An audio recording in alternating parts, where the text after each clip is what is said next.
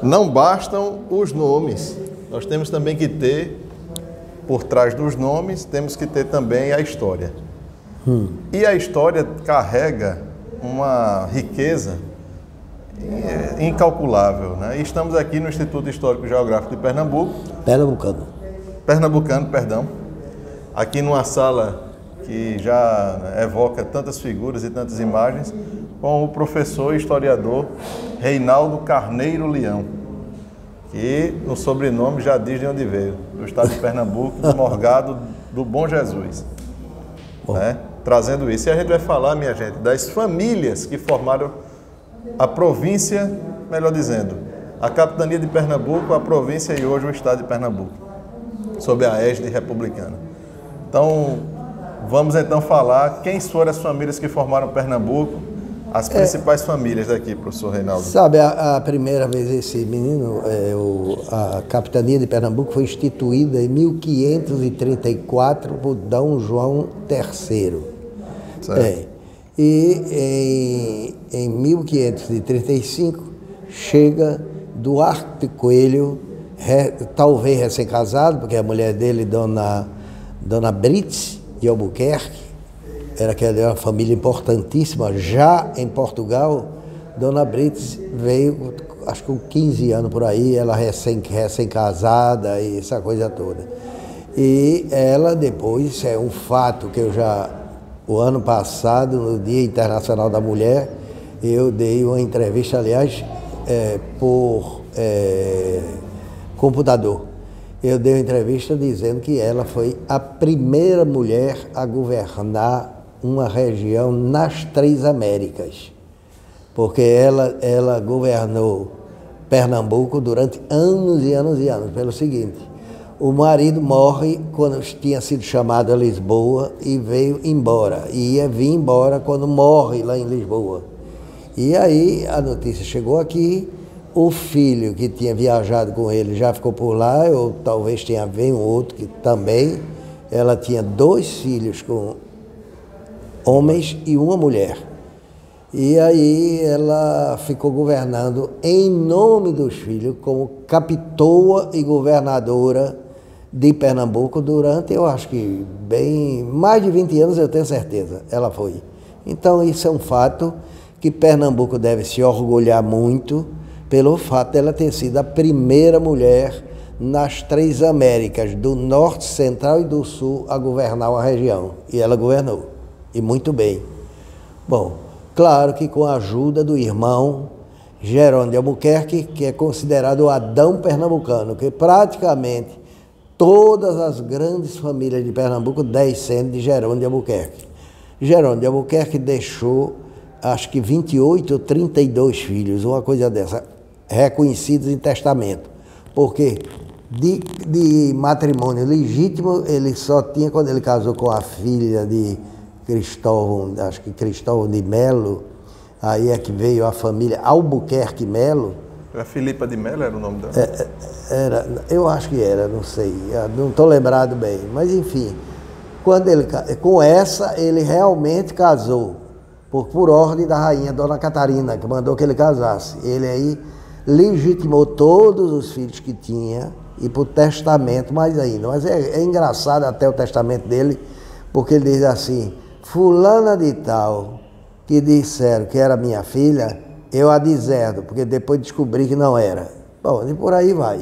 Então, se você pegar a descendência de Jerônimo de Albuquerque, praticamente todas as grandes famílias. Olha, uma neta dele casou com Arnaldo de Holanda. Só por aí já começa a família Holanda Cavalcante, e por aí vai. Outra com Felipe Cavalcante, que era de origem, a família de origem florentina. Então é de onde também misturou Holanda Cavalcante de Albuquerque. Tem os Feitosa também, Feitosa de Albuquerque, que acho que é a última filha de Jerônimo de Albuquerque, que não sei se era Dona Simoa. Ainda hoje tem quando você passa de Maragogi, ainda hoje tem um local que chama Fazenda Simoa.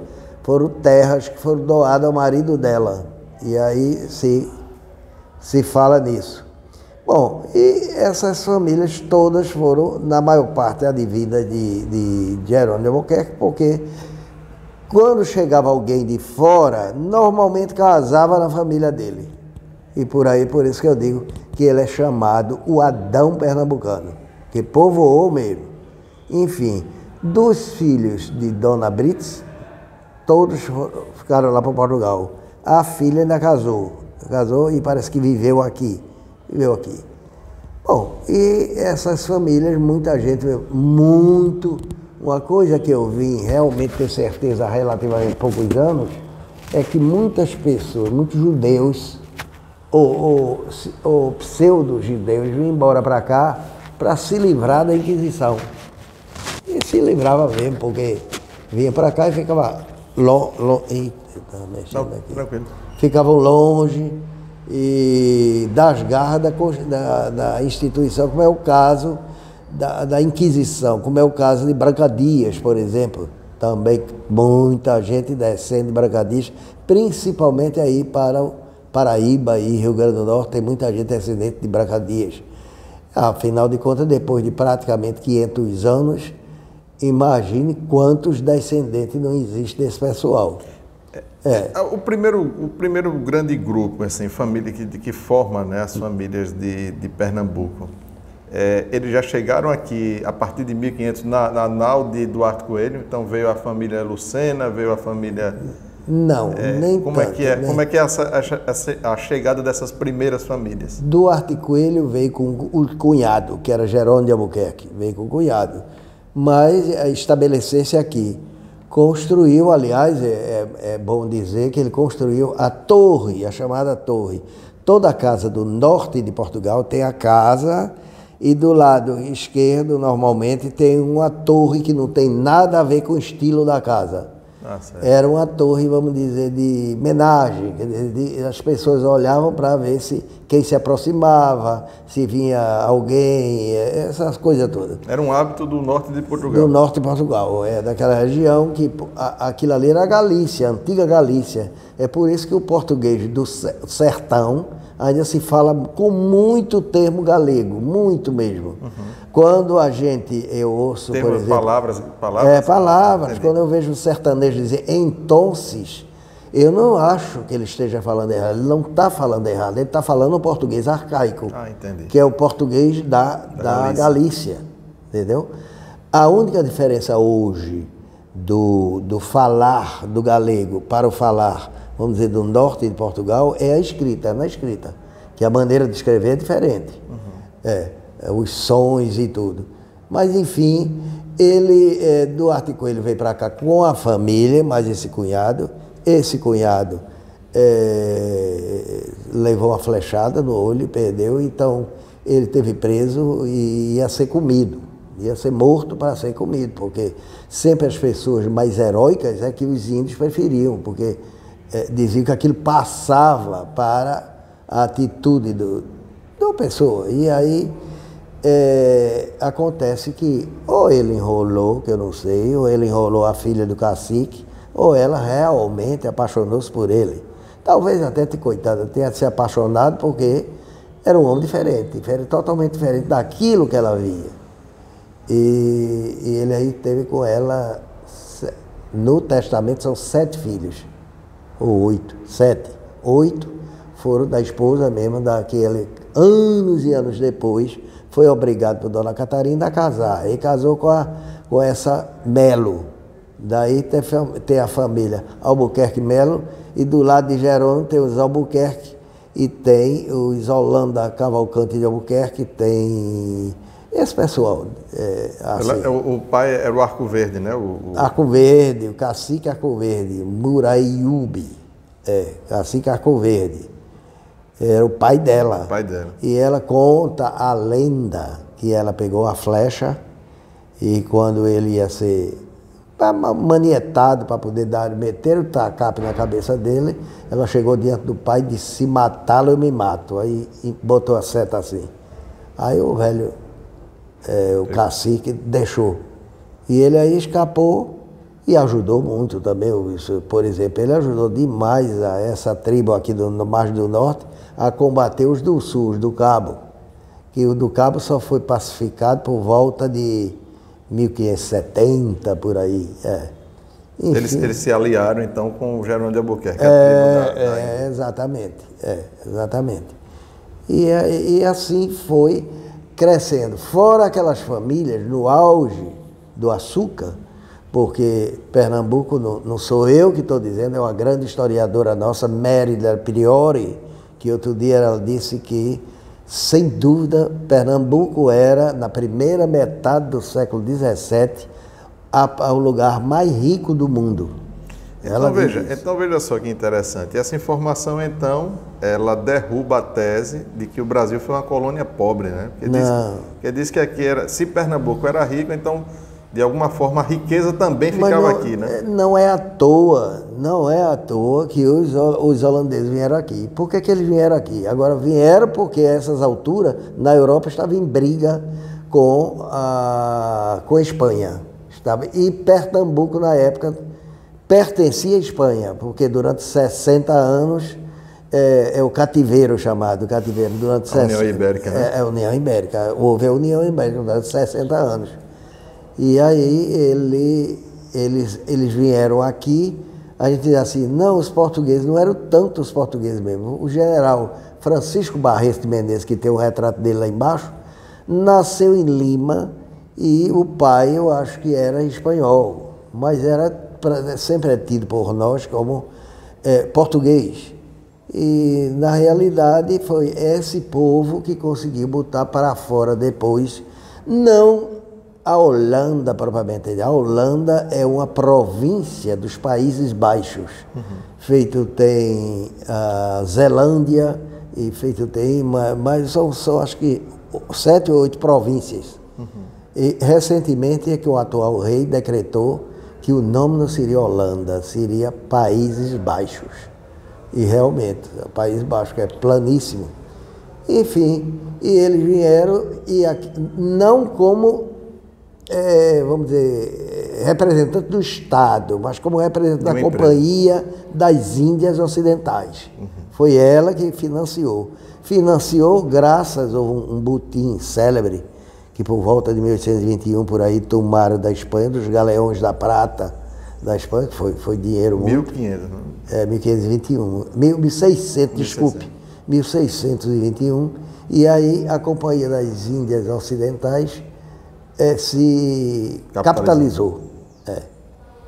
Agora, professor, fora a família Albuquerque, assim, como é que o senhor poderia pontuar, né, os principais ramos familiares de Pernambuco, que a gente não pode deixar de falar e que constituiu a nossa história, parte da nossa história? Olha, tem, por exemplo, a família Gadelha. A Gadelha talvez tenha chegado em fins do 16, início do 17. Tem os Gadelha, tem Gondim também. São grandes famílias que vieram foram se agregando. Há um outro ramo dos morgados do Bom Jesus, que terminou em mão feminina, o morgadio, a última morgada, Antônia da Cunha Bezerra, era casada inclusive com Joaquim Manuel Carneiro da Cunha, pai do barão de Veracruz, de Gemonjope. E esse pessoal, inicialmente, o morgadio foi fundado por Pero Lopes de Vera, que é Vera ou Veras. E há uma outra família Veras, por exemplo, aqui no Recife tem o Beco do Veras, ali de esquina com a casa que morou Clarice Lispector. E aí já era de Joaquim, acho que da Silva Veras, uma coisa assim. Esse Joaquim é, inclusive, quinto avô do professor Ionito Sabarreto Sampaio, que é nosso sócio, e foi vice-reitor. Pronto. Então, esse Veras já é um Veras posterior, não é o Veras de Pero Lopes de Veras, é gente posterior. Agora, daqui saíram muitos. Eu lembro que existia a capitania de Itamaracá, E muitos também saíram daqui para o norte, para povoar por exemplo, tem um Silveira Gomes da Silveira, Duarte Gomes da Silveira, que era, acho que cristão novo, que praticamente foi um grande senhor de fins do 16, início do 17 da Paraíba, e formou a sede toda a grande família da Paraíba, os Ribeiro Coutinho, tem uma outra, meu Deus, tão conhecida, também era descendente dele. Depois os Gondim foram para o interior, a região de Pombal, por ali. No Rio Grande do Norte tem até Albuquerque, Maranhão, porque um dos netos de Jerônimo de Albuquerque foi lutar no Maranhão. E depois que lutou no Maranhão, lutou contra os franceses que tinham fundado a França Antártica ali. Ele aí adotou o sobrenome Maranhão para definir. Eu, aliás, bulo muito que se eu não tivesse o sobrenome que eu tenho, eu me sentiria profundamente orgulhoso de ter Maranhão no nome. O senhor é da família Maranhão, né? Não, tem colaterais que são Albuquerque Maranhão, mas não tenho não. Eu tive uma tia bisavó que casou com Antônio Ribeiro de Albuquerque Maranhão. Como ela era já Carneiro Rodrigues Campelo, aí ficou Carneiro de Albuquerque Maranhão, que é outra família extremamente ligada a nós, a minha, os Carneiros de Albuquerque. Primeiro, para situar, sua família qual é, professor? Carneiro Leão. Carneiro Leão. Carneiro Leão, mas é nova aqui. Chegou aqui por volta de 1700. 1700, E veio de Portugal? Veio de Portugal, do norte, de Passos de Ferreira. Passos de Ferreira, uns 22 quilômetros do Porto, mais ou menos. E veio tocar engenho? Fazer a vida aqui. A fama era grande, né? Mesmo depois, sim, e ainda teve isso. Quando houve a Guerra Holandesa, a imensa maioria dos ricos daqui foram embora para a Bahia. Fugiram daqui. E é uma verdadeira epopeia, porque você imagina ir a pé 800 e tantos quilômetros, 800 e poucos quilômetros, ir a pé, carro de boi, a cavalo, o que for, para a Bahia, fugindo daqui. E tanto é que existe famílias, há um livro famoso de genealogia chamado Genealogia dos Albuquerques e Cavalcante, em Pernambuco, e Caramuru, da Bahia. É de Frei Antônio, acho que de Santa Maria, Jaboatão. Essa é a genealogia. Enquanto o nosso é a nobiliarquia pernambucana de Antônio José Borges da Fonseca, que começou a escrever no início, por volta de 1720, passou 16 anos no Ceará como governador. Como não tinha o que fazer, ele aí começou a escrever a genealogia das famílias daqui. É uma coisa enorme, é onde você vê toda a sequência das grandes famílias. Quando chegou ao século XVIII, veio uma leve, sim, porque no século XVII os engenhos se arruinaram. A maior parte ficou a monte, quer dizer, a monte de fogo morto, e às vezes de propriedade do próprio Estado. E ficando a monte, no século XVIII, início do XVIII, começou a vir gente para poder botar esses engenhos para funcionar. Por exemplo, um engenho no Cabo, São Brás, que ficou a monte e foi adquirido. Foi adquirido também por minha família e prosperou bastante, São Brás.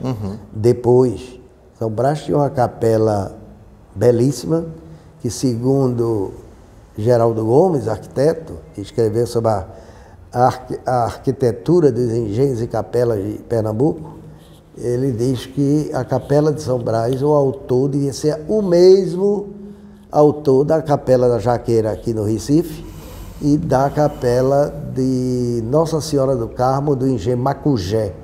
Macugé era de um cunhado de Manuel Neto Carneiro Leão, que foi quem construiu a capela de São Brás. Esse do engenho Macugé ainda está em pé lá, essa capela? Não foi a primeira a cair. Oh, rapaz. Meu pai sempre dizia assim, essa casa, a casa de Macugé, era um casarão enorme com a capela anexa, agarrada a ele. Até bonita, muito parecida com a da Jaqueira aqui, é de São Brás. Aí eu disse, por que, papai? Ele disse, por volta de 1920 essa casa caiu. Quando há relativamente poucos anos, eu fui com, hoje, a pessoa que mais entende das famílias de Pernambuco, que é Fábio Arruda, ele mora em Alagoas. Então, aí eu fui com o Fábio lá, a gente viu que a casa nova, que é Art Nouveau, é de 1919. Quer dizer, fizeram a casa nova mais embaixo um pouco, que a casa a de Macugé era bem no alto. Fizeram mais embaixo um pouco e tem na fachada, 1919, quer dizer, daí em diante abandonaram a casa de cima, que foi entrando em ruína, daí meu pai dizer, por volta de 1920. Era uma casa enorme. Agora, a capela de São Brás, não, até poucos anos atrás, em 1980, 80 e pouco, ainda estava perfeitamente em pé, eu acho que ainda celebravam missa, essa coisa toda. Hoje é uma ruína, é de cortar o coração. Puxa, o descaso de Pernambuco com o seu passado tão glorioso, como eu disse, para uma historiadora do nível de Mérida europeu, dizer que foi o local mais rico do mundo, porque açúcar era o ouro branco, era uma raridade que ninguém conhecia. Você era imagina... praticamente a mesma dotação, né? O valor do açúcar. Exatamente. Você imagina o que é vir em lombo de camelo e depois atravessava o navio, todo o Mediterrâneo, até Veneza e Gênova, vinha o açúcar lá da Índia. Imagina quanto terminava custando. Era só da mesa dos reis, né? Era algo assim.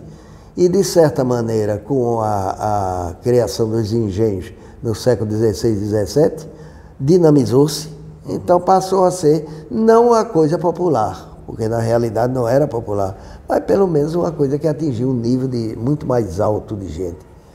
Tornou mais acessível, né? Acessível, exatamente.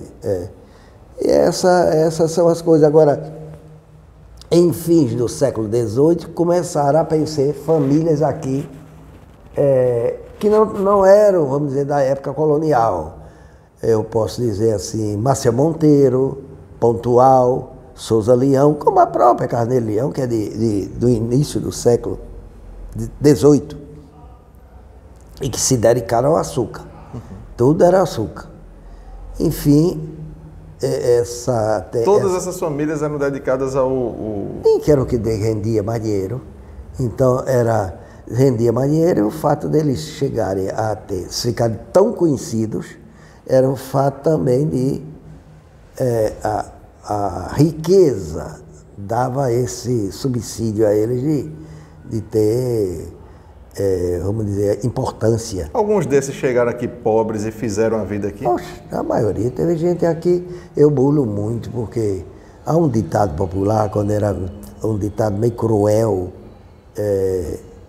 quando eu era menino, que se dizia que o matuto vinha para cá puxando a cachorrinha. Quer dizer, vinha com o cachorrinho dele acompanhando e ele a pé. E lá em casa, minha mãe dizia que na casa dela, porque teve um avô português, dizia que o português vinha de tamanco. Porque em Portugal, como tem muito pedregulho nas serras, né? Aí o pessoal anda muito tamanco. Aquela ideia, não sei se você menina chegou a ver em Catende, aqueles tamancos de madeira que o povo usava. Pronto. Aí o português chegava aqui de tamanco e enriquecia. Não eram todos que enriqueciam, não. Eram os que tinham maior visão. Ontem mesmo eu falei demais sobre um português que foi comerciante escravo, tornou-se riquíssimo. Era Antônio Marques da Costa Soares.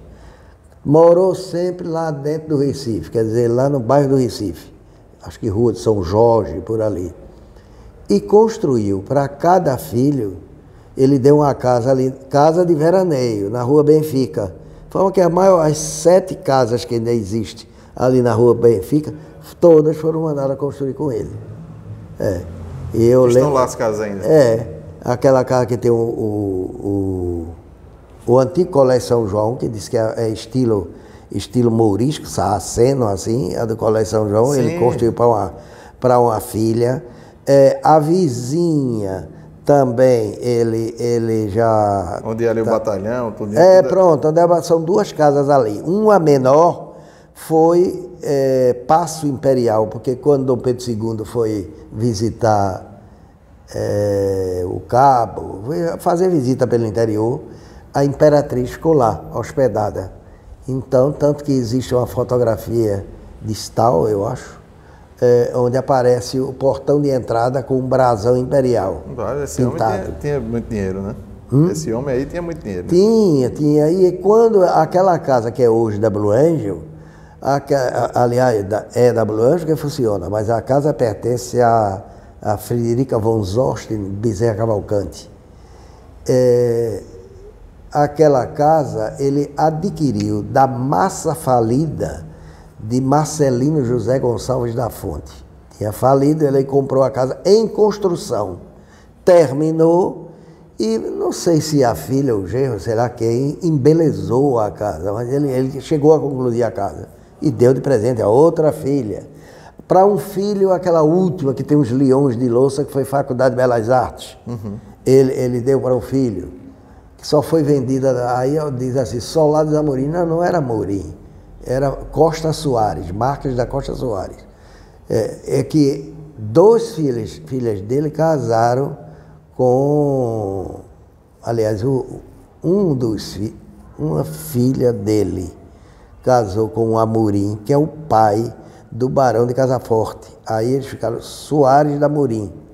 Aí quando tem Manuel Antônio João da Amorim, era o Barão de Casaforte. Manuel João da Amorim é que morava naquela casa de defronte, hoje da família Batista da Silva. Ele ampliou a casa, só tinha parte central, em estilo, vamos dizer, morisco. E Manuel João da Amorim ampliou, fazendo aquelas 3 janelas de primeira para um lado e para o outro, em estilo neogótico.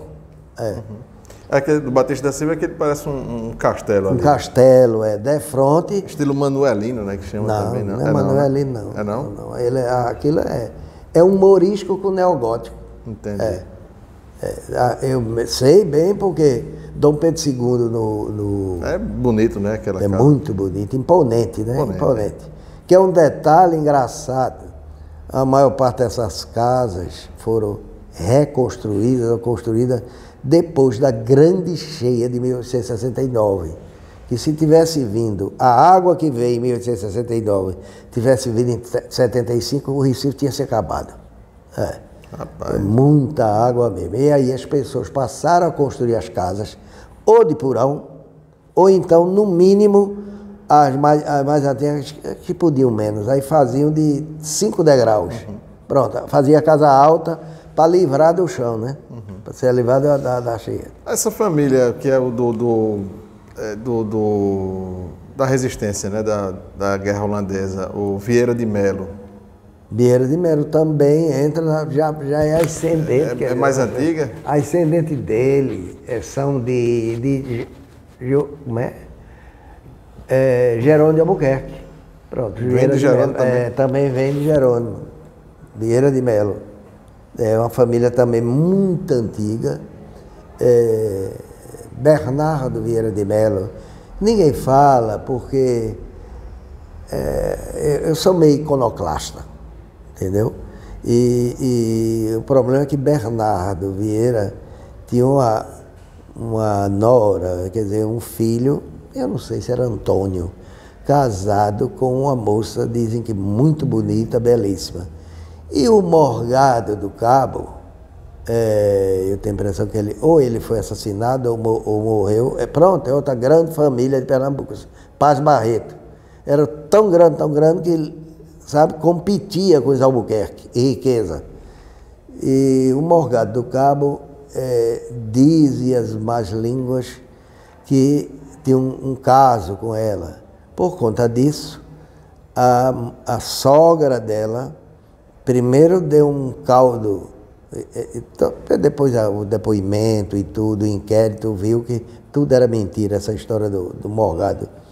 Ele apenas era solteiro. E, como solteiro, frequentava a casa da família. E A sogra dela deu um caldo envenenado a ela. Eita. Ela não morreu. Aí ela não teve dúvida, pegou um travesseiro e sufocou. Eita. Pronto, aí nisso trágica, né? foi trágico, foi uma coisa, era a mulher de Bernardo Vieira de Mello. E então, o que aconteceu? Quando a justiça foi em cima, levaram Bernardo preso. Ninguém vai dizer que o herói de 1710, quer dizer, que disse que era melhor que fizesse uma república ad instar, quer dizer, a maneira de Veneza, quer dizer, uma república aristocrática, foi conivente com um assassinato. E aí levaram Bernardo preso e um filho. Bernardo terminou morrendo na prisão, acho que 4 anos depois, do Limoeiro, lá em Lisboa. Né? A velha, pouco tempo depois, segundo as conversas com Eva, pouco tempo depois a velha teve um troço, inchou, e disse que pelo menos é o que diz a história de o corpo rachou todo e não teve ninguém quase para acompanhar o enterro, por causa do mau cheiro. Caramba. Ela morreu pouco depois. E um dos filhos fugiu, nunca mais se soube dele. Deve ter ido para o sertão, para o interior. Uma tragédia. Uma tragédia e geral, a moça, dizem que ela, onde ela foi sepultada, diz que nasceu as flores cheirosas, uma coisa assim, dizem isso, né? Agora, ninguém fala porque era Bernardo Vieira de Mello, não que ele fosse o responsável. Bernardo Vieira vivia viajando, na realidade foi a mulher dele. Uhum. Mas enfim, eu estava falando dos Paz Barretos. Os Paz Barretos são intimamente ligados com a série enorme de famílias daqui.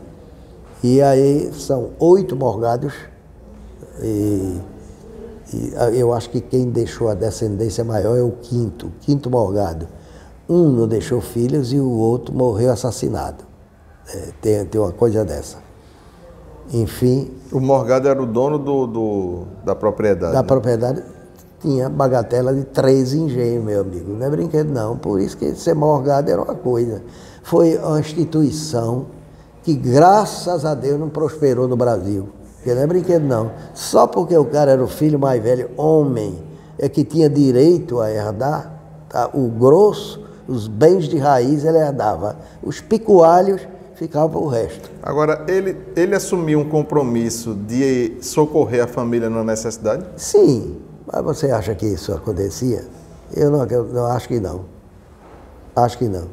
Enfim, no Pernambuco teve muitos morgadios. Teve o Mariúna, que é de Goiânia, que é ligado à família de Manuel Correia de Oliveira Andrade. Morgado de Mariúna. Teve esse do Bom Jesus. Teve um outro também aqui na região de... Aqui no Recife mesmo tem o Morgadinho. Teve Tapacurá, que ainda hoje existe, descendente. A doutora Maria do Carmo, que é do Hospital Português, é descendente dos Morgadinhos de Tapacurá. Como o título conservou-se em Portugal, aí foi o último Morgado, era um tio... Era irmão da mãe dela, do Dom Manuel de Lencastre. Ele morava em Portugal. A mãe dela morreu faz poucos meses. Estava com 95, 96 anos. O dono do morgado, ele usava o título, ele era chamado de morgado? Como era? Ele era? Então chegou o morgado, então chegou o pronto, o morgado. Aí tem uma... Meu Deus, eu acho que tem uma desse pessoal aí de João Alfredo Correia de Oliveira, que era conhecida no passado, a velha, por Morgada, e hoje tem uma descendência que é conhecida, que o nome... Ficou sobrenome? Não ficou sobrenome, o pré-nome dela é Morgada. Ah, entendi. Morgada, em homenagem a essa avó, bisavó, que o apelido era Morgada. Tem dessas coisas. Essa questão de que a família... não sei se a informação em relação à família Suassuna, por exemplo. Não, a família Suassuna... Como é a origem dessa família aí? A família Suassuna, o capitão... É complicado porque eu não estou assim de cabeça, eu não tenho a genealogia de tudo, sim, sim.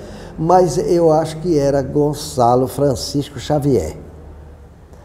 Gonçalo Francisco Sanzvier adquiriu, ou ele ou o filho dele, adquiriu o engenho de São João Batista em Santa Amaro de Jaboatão, que era também denominado de engenho Suassuna. Aí passou a Francisco,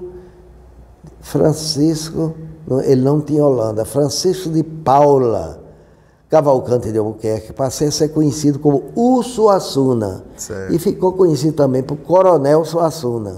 Coronel Suassuna fundou até a Academia dos Suassuna, quer dizer, uma loja maçônica famosa, e que as coisas, corrupção no Brasil é uma coisa velha, muito velha.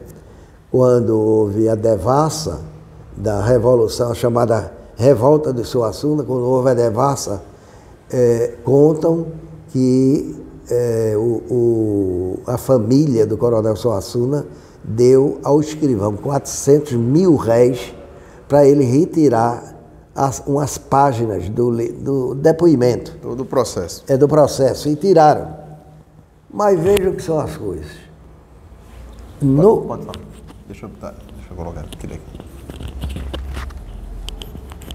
Pode falar. No processo que foi encontrado lá em Portugal, na Torre do Tombo, na parte referente a Pernambuco, não aparece. Só que o ouvidor da comarca da Paraíba morava no Recife. E eles mandaram para o ouvidor aqui no Recife. O que acontece é que... Mandaram essas páginas extraídas. Não, as extraídas mandaram o processo completo. Mandaram o processo. Só que o escrivão arrancou as páginas do que tinha aqui. Certo. Mas esqueceram de arrancar do resto. De forma que quando, recentemente, há coisa de uns 3 ou 4 anos, Fábio foi estudar, Fábio Arruda, que eu disse, foi estudar a ouvidoria e tudo que havia na Paraíba, aí encontrou este processo, encontrou completo. Eita, rapaz. As cartas eu tenho, a transcrição das cartas, quer dizer que não tem nada demais. É um achado recente. Recente.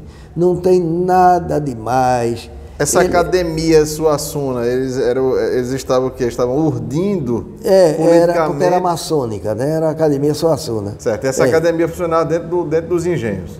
Não era do engenho Suassuna. O antigo São João Batista. Dentro do engenho tinha essas. Que depois virou usina Jaboatão. Certo, então dentro do engenho tinha uma loja maçônica. Tinha, a Academia do Suassuna. E obviamente outros senhores de engenho iam se encontrar Se encontrar lá, quem era maçom ia para lá, Academia. Como houve aqui por conta do Hospital do Paraíso, que era da família, era do Marquês do Recife, futuro Marquês, o último Morgado do Cabo, houve a Academia do Paraíso. Esse Morgado fazia parte dessa academia. Da academia. E se a memória não me falha, a Ruda Câmara, que foi quem fundou a primeira academia maçônica aqui, eu acho que, não sei se no Brasil, que é o Areópago de Itambé, que é famosíssimo, em 1795, por aí. Ele depois, quando ele veio para o Recife, ele foi da Academia do Paraíso. A Ruda Câmara era padre, era? Era padre. A Ruda Câmara era padre. Embora a igreja combatesse a maçonaria, um padre... Combateu muito no fim do século XIX. Embora a igreja tivesse, né, desde o século XVIII, a igreja já tinha documentos combatendo a maçonaria, um padre, então, ele instituiu a maçonaria. Todos eles. Aqueles padres da Revolução de 17, aqui, todos, sem exceção, eram maçons. Todos. Porque é o seguinte, a elite, a cultura, estava na mão dos maçons. Desse jeito, porque eram caras... Da mão do clero também. Do clero, porque eram pessoas que estudavam, que liam, que... E por que Dom Vital quebrou essa lógica? Porque Dom Vital não combateu a maçonaria, né? O Dom Vital combateu, mas acontece que veio um breve do Papa, uma encíclica, me parece, do Papa, condenando a maçonaria. Na realidade, é uma questão de poder. Entre a Igreja Católica e a maçonaria. E Dom Vital também era de família Albuquerque, né? Era da família, o nome dele era Albuquerque. Ele era, não, era Dom Frei Vital Maria Gonçalves de Oliveira. Não era Albuquerque. Não era Albuquerque. Era nascido, ele mesmo diz que nasceu num lugar lá que é Pernambuco. Era Pernambuco. E é gente de Engenho também, né? Também. Família ligada a Engenho. Também. Bom, aí como eu digo, a partir do século XIX começa a vir novas famílias. Famílias também que enriqueceram. Como eu já tem Santos Dias, aquele ali, por exemplo, o avô dele é aquele que está ali, que é o Capitão Mó. Aquele de cima ali?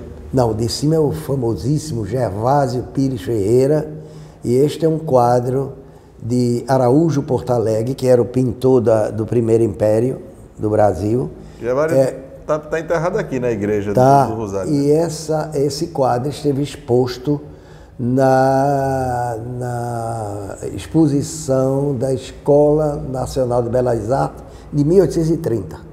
É uma descoberta recente, que não é que eu tenha feito. Teve um rapaz lá do Sul que me escreveu perguntando se aqui existia esse quadro. Foi aí ele que me disse, que é de Araújo Portalegre, o pintor do Primeiro Império.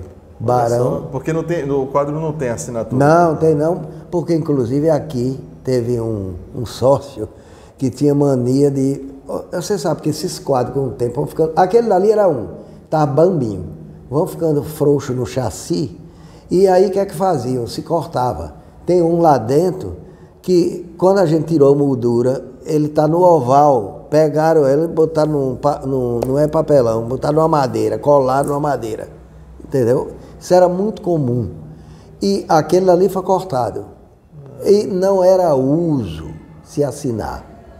Esse daí, por exemplo, do Barão de Judiá, é o famoso que Zé Luiz Menezes dizia da pré-fotô, quer dizer, baseado em fotografia. Quando era da pré-fotô, nenhum pintor assinava. Aquele dali é do Barão de Contendas e a mulher, é uma fotopintura. E quem coloriu foi nada mais, nada menos do que aquele... Eu vou mostrar aqui para as pessoas verem também, né? O pessoal deve estar curioso aí. Esse da direita está ele e a mulher. Esse aqui da esquerda, o pequeno, é o de Gervásio Pires. Gervásio Pires em cima de tudo. É o em cima de tudo, esse aqui. Embaixo é o Visconde de Albuquerque. Embaixo o Visconde de Albuquerque aqui. Aqui no meio é o Barão. É o Barão de Jundiá. Barão de Jundiá. Jundiá Grande. Esse Jundiá é o lá de escada, né? É lá de escada, exatamente. Onde nasceu Cícero Dias. É o bisavô de Cícero Dias, esse aí. E aqui é ali o pequenininho, oval. O pequenininho. O pequenininho. Presidente, rapaz, tudo bem. Eu queria falar com você. Certo, o pequenininho ali. É o segundo Barão de Suassuna, Henrique Marques de Holanda Cavalcante. É aquele lá.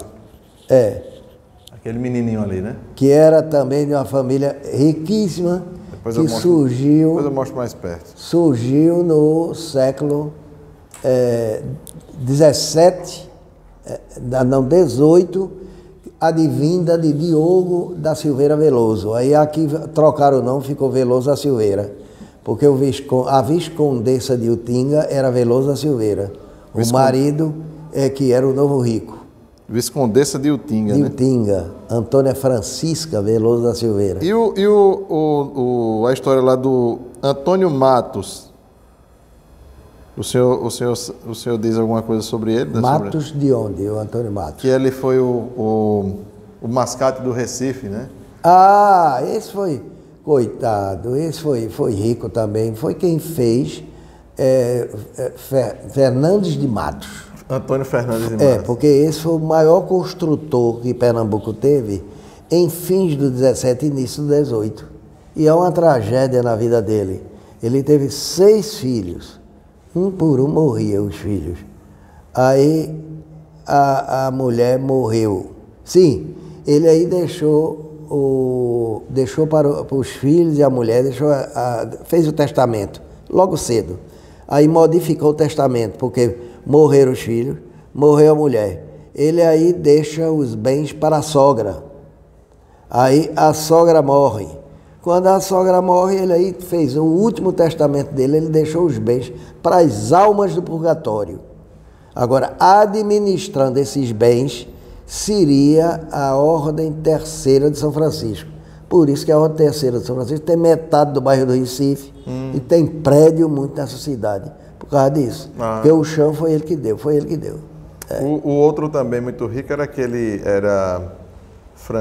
acho que era Luiz Cardoso. Não, é Luiz, o Vaz. Que era da época dele, mais ou menos. Que ele tinha sido escravo, inclusive, e comprou a alforria dele. Não, essa eu não sei, não. Agora, quem foi extremamente rico foi José Vaz Salgado.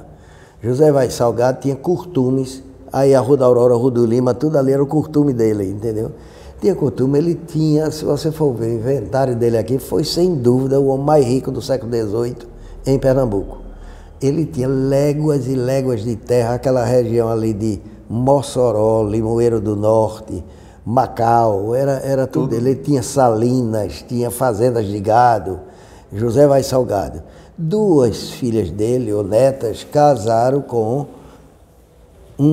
uma com o futuro Visconde de Suassuna, filho daquele Francisco de Paula Cavalcante de Albuquerque. Francisco de Paula era conhecido o Suassuna, mas o Suassuna porque era dono do engenho Suassuna. Mas a família não era Cavalcante de Albuquerque, era Gonçalo, eu acho que é Gonçalo Francisco Xavier, o pai dele, uma coisa dessa, ou o avô. Mas acontece que essa família já era uma família importante e rica. E eu depois vou contar outro fato. Ele aí, o Suassuna tinha um irmão, o Coronel Suassuna tinha um irmão que foi governador do Rio Grande do Norte e governador de Angola. Mesmo tendo pertencido à Revolução de 1817, ele governou Angola, na época de Dom João VI. Bom, enfim, ele levou daqui da Paraíba, ele levou um parente dele, ou não sei se era parente, não sei o que era, levou uma pessoa para trabalhar com ele lá no Rio Grande do Norte. E no Rio Grande do Norte o cara adotou o sobrenome Suassuna. É de onde vem a família Suassuna de Ariano. Entendeu? Rapaz, quer dizer que foi porque ele adotou o sobrenome. Exatamente. Coisa, como se fosse o cliente antigo, né? Adotou e a pessoa o sobrenome. adotava o nome do senhor. Mas eles não é que fosse Suassuna por sobrenome. Ele era um apelido que eles adotaram. Eu, por exemplo, Carneiro, o Carneiro foi apelido, porque o pai dele era André Ferreira, André Luiz Ferreira, conhecido como era grande criador de carneiro na região ali de Passos de Ferreira, oh meu Deus, eu estou esquecido da freguesia, eu estive lá inclusive, e aí ele era conhecido por o Carneiro, o Carneiro, aí vai que o filho é Pedro André Ferreira, aí adotou Carneiro. Pronto. Já que o pai era conhecido por o Carneiro, ele adotou Carneiro como sobrenome. Ao casar com Maria Antônia de Leão, aí a família ficou Carneiro Leão. Porque era do uso, ainda hoje é em Portugal, que o nome feminino é o último. Sempre é o último. Porque é a forma galega. Isso é da Galícia. Quer dizer que o nome feminino na organização dos sobrenomes vem por último. Vem por último, exatamente. Enfim. Rapaz, eu não sabia dessa se você for olhar a América Latina, dessa estrutura, não. Se você for olhar a América Latina no todo, todos usam o nome feminino no final. Rapaz, olha só. Essa dona que foi presidente. Assim, é interessante ter uma certa lógica, essa organização dos nomes. E hoje em dia a gente bota de todo jeito, né? De todo jeito, E aí o Suassuna teve o filho, que era Francisco de Paula Cavalcante de Albuquerque, aí adotou de título Visconde de Suassuna. O irmão, que é aquele ali, eu estou esquecido, Antônio parece, aí já entrou Holanda. Holanda, Cavalcante e família real de Albuquerque. Holanda. Exato, descendiam, né? E teve mais outro que é o Visconde de Camaragibe, do Engenho Camaragibe. Pronto, esse também adotou Holanda. E teve o irmão Barão de Muribeca, que também tinha Holanda no nome. O único que não tinha Holanda no nome era o Visconde de Suassuna, Francisco de Paula, que era o nome do pai. O professor Nuno disse que a família Holanda tinha umas moças casadoiras que casou com muitas famílias de Pernambuco. Lógico. Quase todas as famílias que saíram. Não era só isso, tinha muito dinheiro. É muito dinheiro também. Agora, para você ver a influência disso, E esse nome é Holanda, é porque é Holanda mesmo? É porque vieram identificado como holandês? Arnal de Holanda era filho de Jacobo de Holanda, provavelmente judeu, acho que era judeu. E eu designava que ele vinha da Holanda, então é uma família de sangue holandês, digamos assim. É do Brabante, parece, uma coisa dessa. Holandeses que ficaram aqui, é porque tá pegando aqui, holandeses que deixaram descendência aqui em Pernambuco, a família Vanderlei é de fato uma família de origem holandesa? De Gaspar van Nierhoff Vanderlei. Tem outra família engraçada que aqui tem os Brederodes, que é a maneira portuguesada do nome holandês, que eu não sei qual era o nome holandês. Brederode? Brederodes. Esses Brederodes descendem de um holandês aqui. Eu nunca vi essa família aqui. Tem. Eu conheci. Brederodes. Quer ver outro? Os Grilo do Rio Grande do Norte é uma tradução literal Grilo eu já vi. do grilo em holandês. É traduzido para grilo, que em português é grilo. Então a família holandesa também. Grilo. Quer ver mais outra? Os Hollenberg de Sergipe saíram daqui quando houve a expulsão dos judeus e foram para o interior de Sergipe, lá no fim de Sergipe.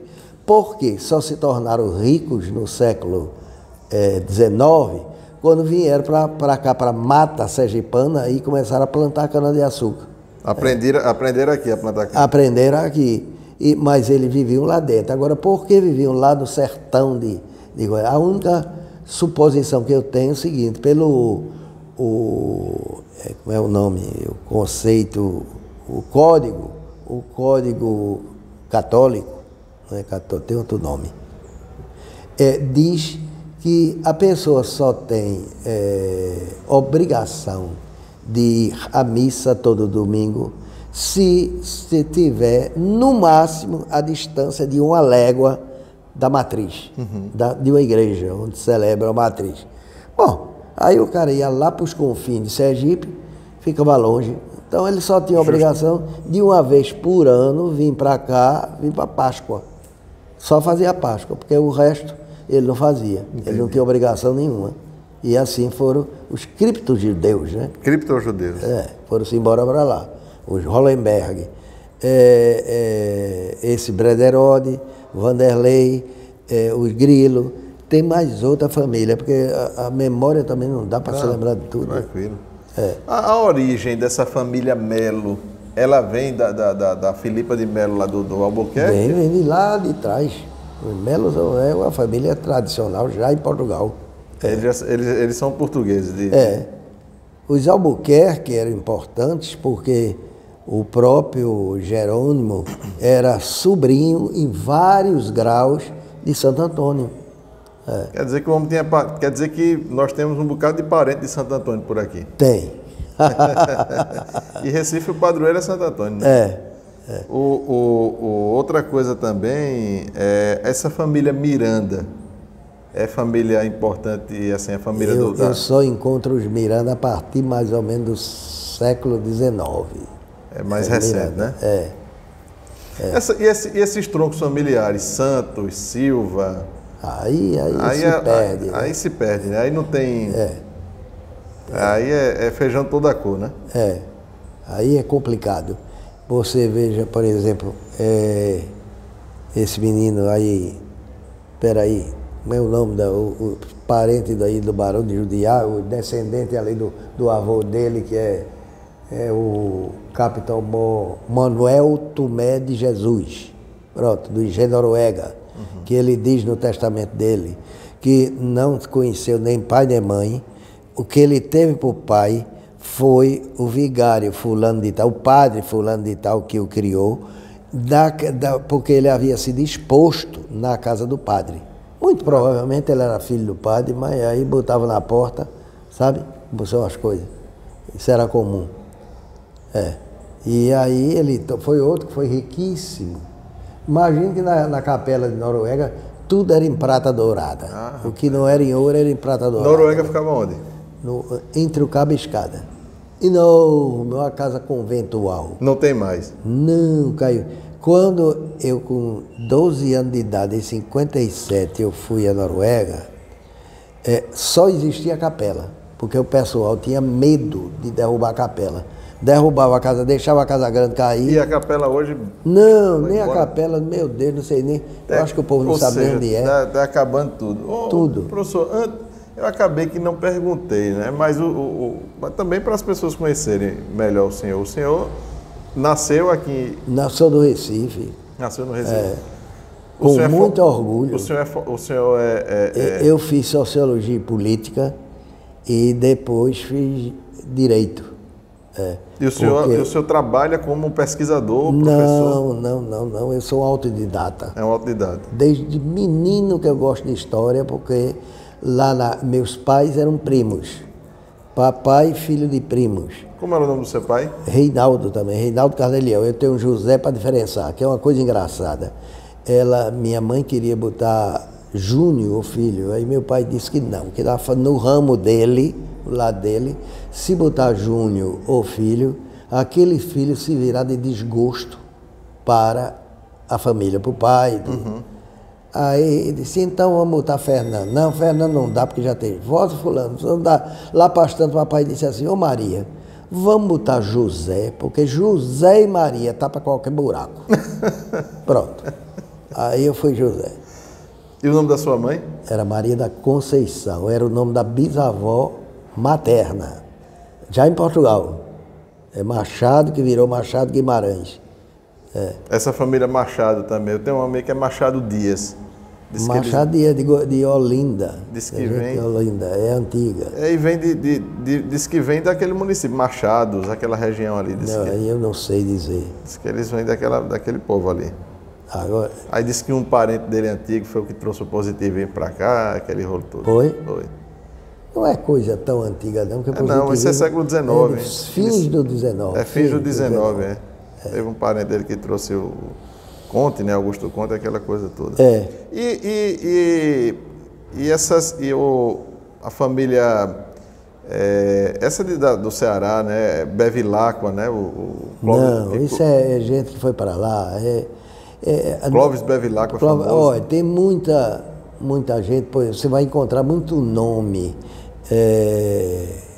como é que, meu Deus, nome árabe ou semelhante no Piauí. Porque o piauiense tinha uma certa birra com esse pessoal, que eles chegavam lá, esses turcos, chamavam de carcamano.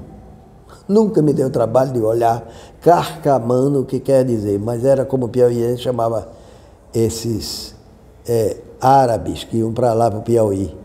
E então, quem sabe, se Bevilacqua parece um nome italiano. Se não, bebe água, parece. Bevilacqua, se não veio Bilacqua, qualquer coisa assim. Bevilacqua, mas eu não sei. E famílias italianas que vieram para Pernambuco? Tem conhecimento? Tem um grosso, por exemplo, tem um grosso que foi o lote Clericuzzi, Dueire, chegaram parece que por volta de 1893, porque houve uma coisa engraçada. Vinha um navio da Itália com imigrantes para o Porto de Santos. Quando chegou aqui, o navio arrebentou, quebrou. Aí quebrou e não podia, disse que era no mínimo minimorum 3 meses para poder vir a peça, para depois ainda consertar e tudo. Aí foi quando, parece-me, que o governador, não sei se foi o Barão de Contendas ou foi, sei lá, o Conde Corrêa de Araújo, não foi não. Foi Barbosa Lima, Barbosa Lima o velho, resolveu desapropriar 5 engenhos em Jaboatão da herança do Visconde de Suassuna, que deixou 13 engenhos, e eu estava falando, o Visconde de Suassuna casou com a Vaz Salgado, e o irmão dele, Luiz, que só chegou a desembargador e morreu, também é irmã dela. De forma que depois essa briga do inventário do Visconde durou 40 e poucos anos, exatamente por isso, porque ele achou, a Viscondessa morre, e ele achou que ela deveria ter deixado o dinheiro para ele, e não para os sobrinhos, que deixou para os dois sobrinhos, filhos da irmã e do cunhado, que era Antônio Luiz e Francisco Luiz, de Holanda, Cavalcante de Albuquerque. Bom, foram, aliás, depois os herdeiros, a descendência dele é que vendeu o sítio do Pombal, lotearam aquilo tudo ali na Visconde Suassuna, tudo, por causa disso. Mas imagine você que começou em 1878, terminou em 1926. É assim, de briga. Foi muita confusão. O sítio levou abandonado e o povo vai dizer que tinha alma penada, que o Visconde aparecia numa carruagem com os cavalos sem cabeça, meia-noite, era muita coisa que contava. Até a assombração entrou no processo. Entrou isso, que não era boa bisca não, mas ele deixou 13 engenhos. Aí o governador desapropriou 5 em Jaboatão e fundou o que se chamava Colônia Suassuna. Essa Colônia Suassuna, daí o nome que o povo mesmo, tá bom? Chamava a usina Jaboatão de usina Colônia. Ah, sim. Porque a maior parte das terras, o velho, como era o nome dele? Não é Guilherme, não, Guilherme era o filho, Antônio Martins de Albuquerque, saiu comprando as parcelas e fundou a primeira usina de lá. E o engraçado é que essa usina durou até o quê? Até 60 e tanto, 70 e pouquinho, pronto. Depois entrou a Casa Grande, belíssima, de primeiro andar, enorme, 1798 ou 99, tem na fachada, está lá toda saqueada, hoje só tem ruínas. Se bem que o Cavalcante é porque é antigo, né? Se bem que o Cavalcante é italiano, né? Sim, mas aí o Cavalcante é antigo Cavalcante demais. Eu tô falando de Florença.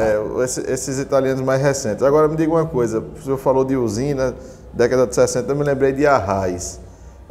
A família de Arraes, essa família Arraes. Eu não sei dizer nada. A origem e tudo mais. A família Eduardo Campos, o Campos, Acioli, o senhor sabe dizer? Acioli é outra família antiquíssima daqui. Acioli. É antiga também? Século XVII, século XVI. Também é descendente italiano, né?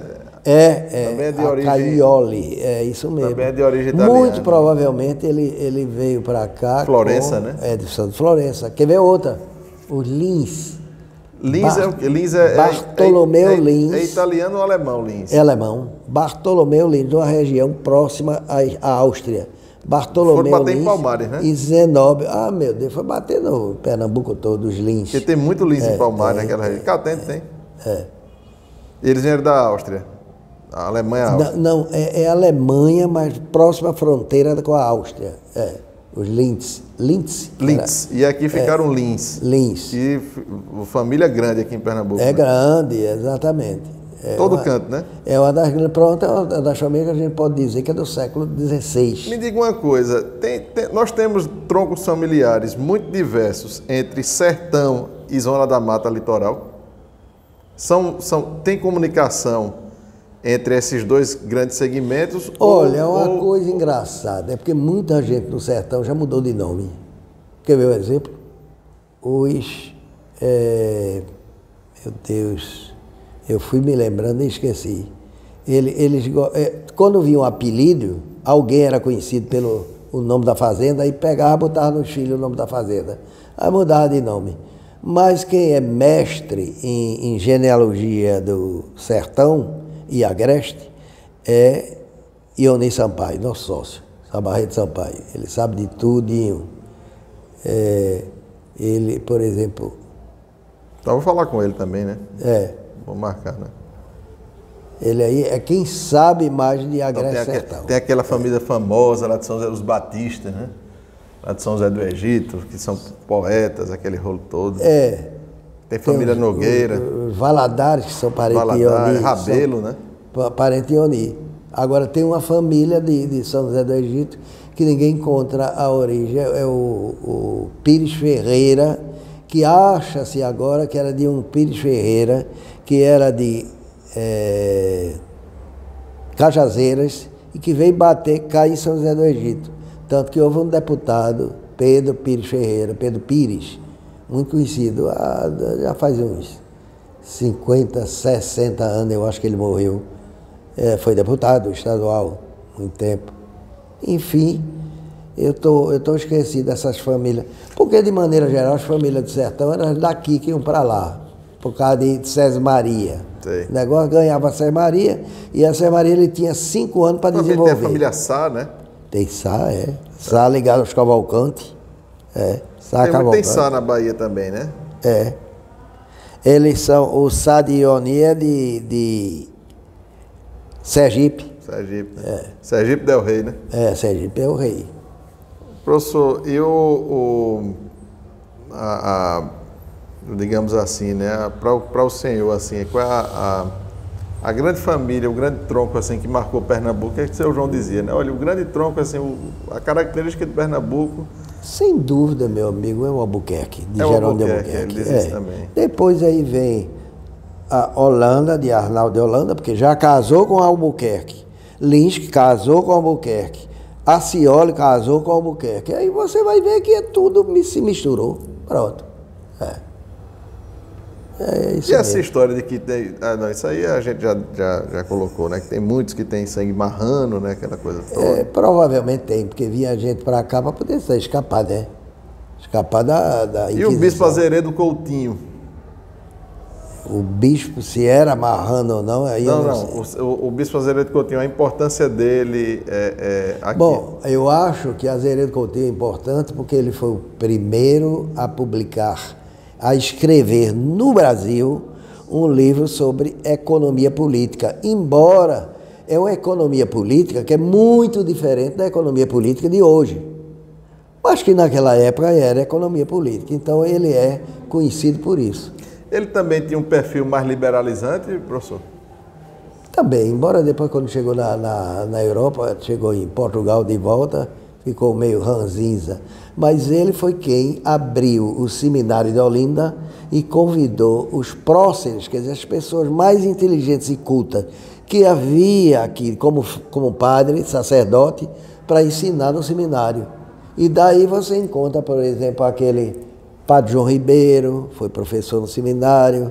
Você vai ter uma série, eu tive na minha mão já 2 vezes na Biblioteca Nacional com o livro de por sinal, não sei como o governo do estado aqui não é dito aquilo, todo de desenhos a bico de pena da flora e da fauna pernambucana, feitas era o grande aluno de Arruda Câmara, que era, meu Deus, que era João Ribeiro. João Ribeiro Pessoa de Melo Montenegro. Não sei como foi bater na Biblioteca Nacional. Família do meu amigo Melquíades, a família Montenegro, família antiga, nova, que o senhor falou aí. Montenegro, pelo menos eu conheço Montenegro a partir de Caetano Pinto de Miranda Montenegro, que talvez alguém, ou seja filho dele, ou seja... Quem era Caetano Pinto? Caetano Pinto de Miranda Montenegro foi, durante 13 anos, capitão-general e governador da capitania de Pernambuco. Capitão-general é o título do governador, é quem mandava. E ele foi a Revolução de 1817 foi com ele. E ele fez uma coisa heróica. Ele estava no Rio de Janeiro, foi nomeado governador do Mato Grosso. Ele aí foi por terra. Ele é que sou eu, que adoro viagem de trem. Ele aí foi por terra para o Mato Grosso. Quando ele, poucos anos depois, foi nomeado para a capitania de Pernambuco, ele resolveu vir de lá até cá, levou 5 meses, até cá por terra. De Mato Grosso para Pernambuco? Para Pernambuco, levou 5 meses, porque aí pegou o rio. No lombo do jumento, no rio? Tudo pegou o Rio São Francisco e chegou aqui. E trouxe, é outra coisa engraçada, hoje essa família está aqui, trouxe um cara que era simplesmente irmão, trouxe do Rio de Janeiro, levou para o Mato Grosso. era irmão de Bárbara Eleodora, a musa inspiradora de Gonzaga, né? Tomás Antônio Gonzaga. Da Inconfidência Mineira lá. Era, meu Deus, era Mairinque, José Mairinque da Silva Ferrão. Este cara tornou-se, nos 13 anos de governo, ele já tinha sido secretário de Caetano Pinto no governo do Mato Grosso. Veio para cá, e aí nos 13 anos do governo de Caetano Pinto aqui, ele aprendeu mais ainda. Quando veio a Revolução de 17, os revolucionários botaram ele como o administrador, o secretário. Aí, quando a Revolução cai, ainda no mesmo ano de 17, ele voltou a ser o secretário de governo e radicou-se aqui, casou-se aqui com uma... E aí ele inaugura a família Mairinque. Mairinque aqui, pronto, os Mairinque daqui. Então, E Ferrão também. Essa senhora que foi a musa de Tomás, era Mairinque. Era Mairinque da Silva Ferrão, era irmã dele, irmã inteira dele. A irmã dele. Irmã dele. E depois foi bater em Catende, porque o nome da maternidade de lá é Dr. Mairinque, né? Que era alguém descendente. Era médico, né? Um médico de grande competência. Alguém descendente foi médico lá. Desse menino. Vamos lá, veja, a história está muito interessante. Eu acho que a gente tem que fazer alguns outros encontros nesse sentido, né? E depois a gente falar mais um pouco da nossa cultura pernambucana, das famílias, porque, como eu disse, atrás dos nomes tem as histórias, né? Tem o sangue, tem as ambições e também, por que não dizer, também as abnegações, né?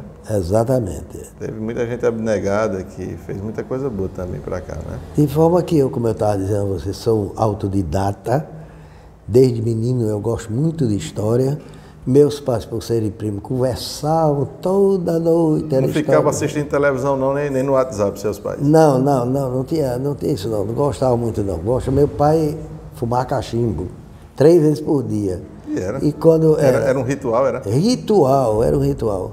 Aí ele ia para o jardim e ficava no jardim fumando o cachimbo dele e andando de um lado para o outro, porque ele dizia, se sentasse, fazia gases. Era assim. Eita. E minha mãe sentada na cadeira, com a cadeira vazia dele junto. E aí conversava. Fulano do engenho tal. Qual era a formação do seu pai? Papai era contador. Ele durante 41 anos, no final dos últimos anos, ele era contador-chefe de uma firma inglesa chamada Wilson Sons Company Limited. Você conhece o Wilson Sons. Pronto. Hoje é só o Wilson, caso Wilson. Pronto, ele foi o contador-chefe de lá. E aí ele queria fazer medicina, mas medicina ele não podia, ele tinha que trabalhar. E aí foi quando ele deixou. Aí resultado, aí ficava ouvindo as histórias. O que eu achava engraçado, hoje eu recordo bem, que minha mãe não sabia muito das coisas não, aí dizia, fulano do engenho tal, ele disse, não Maria, fulano era de tal engenho, era assim. Outra coisa. Era uma graça. E aí, com o senhor como autodidata, qual um livro que o senhor indica, né, um livro bom para que a gente conheça um pouco da história de Pernambuco? História de Pernambuco? Começa pelos anais pernambucanos. Pronto.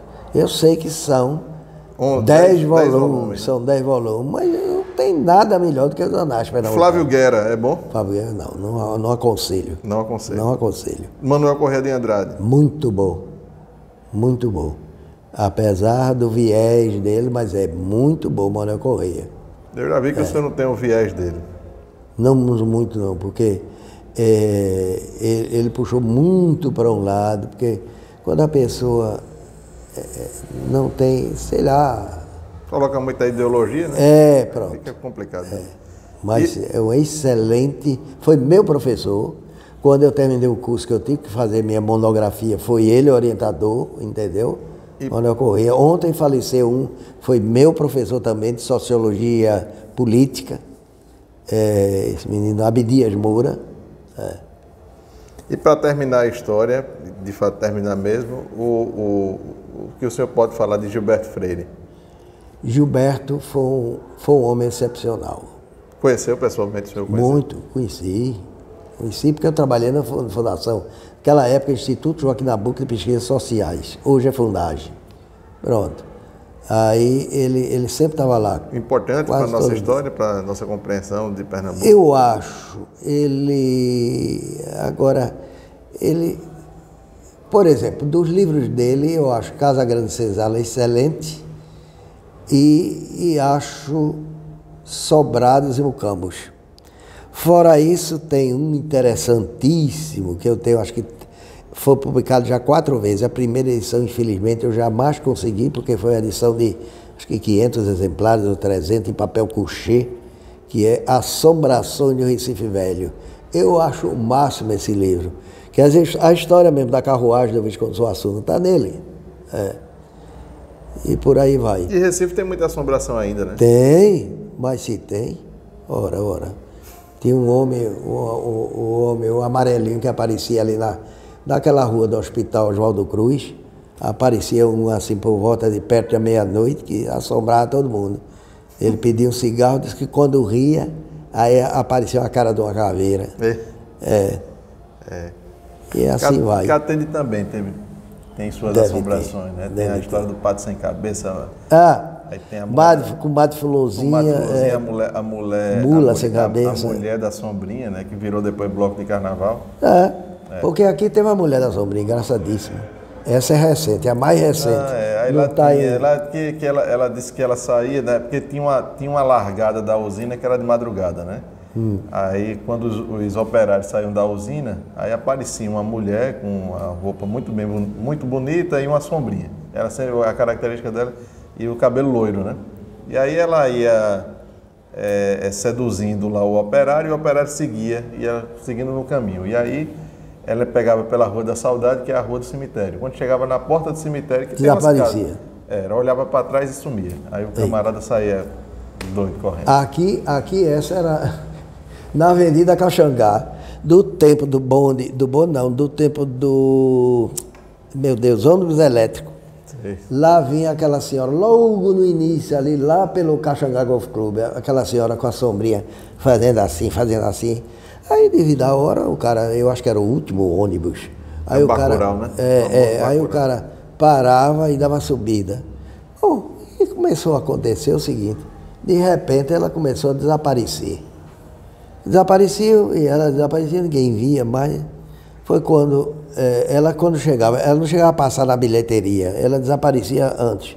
Ou, aliás, passava a bilheteria, ela sumia. O pessoal foi ficando apavorado, tanto o cara que cobrador e o motorista, de forma que depois, quando ela aparecia com a sombrinha balançando toda de preto, e balançava a sombrinha fechada, viu? Sombrinha fechada.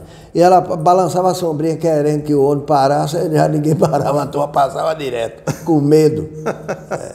A mulher da sombrinha, era na Caxangá. O nome é Caxangá por causa do padre, né? Padre Caxangá, né? Padre Caxangá, que foi uma briga do meu antepassado, do Engenho da Torre. Tiveram uma briga danada. O senhor é Campelo, é? Sou também, minha mãe e meu pai. Meu pai, a mãe dele era Campelo, irmã do Campelo, pai de mamãe. Lá na Faculdade de Direito tem uma sala que é doutor Barreto Campelo, que era primo de vovô. Esse eu conheci. E aí eles brigaram porque o gado do padre passava por dentro do Engenho da Torre, entendeu? Ali, pela onde tem a esplanada ali. Aí tiveram uma briga, o padre arretou-se, o padre ficou irritado, simplesmente pegou o mapa, aí uma régua, aí fez recorde, desde Caxangá até cá, o Sobrado Grande.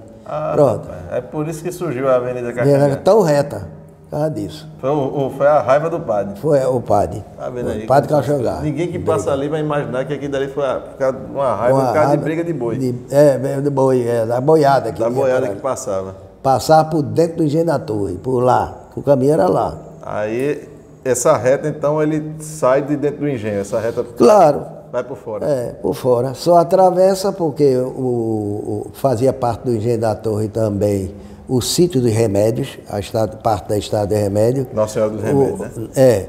Aquele ali, os torrões, e tem mais um outro canto, que tudo era da torre. Se resumiu depois só aquela parte ali, final, que terminou na mão dos Barreto Campelo, né? Uhum. Barreto. É interessante. Vamos lá. É isso, vamos lá. Obrigado, professor. Ô, rapaz, eu que agradeço. Outras vezes vamos conversar mais. E aqui eu vou fazer só um... Agora, a maçonaria que quer que eu fale sobre família de Pernambuco. Onde? Eu sei lá onde vai ser, então quero. Mandei uma roxa. Deputado, não sei das coisas. Aqui, ó. Aqui... Presidente da Academia Pernambuco. Não, só até a Vanderlei. Aqui é o presidente da Academia Pernambucana. Não, eleito. Eleito. Ainda vou tomar posse. Ainda vai tomar posse, né? Tá bom. Segunda-feira. Parabéns.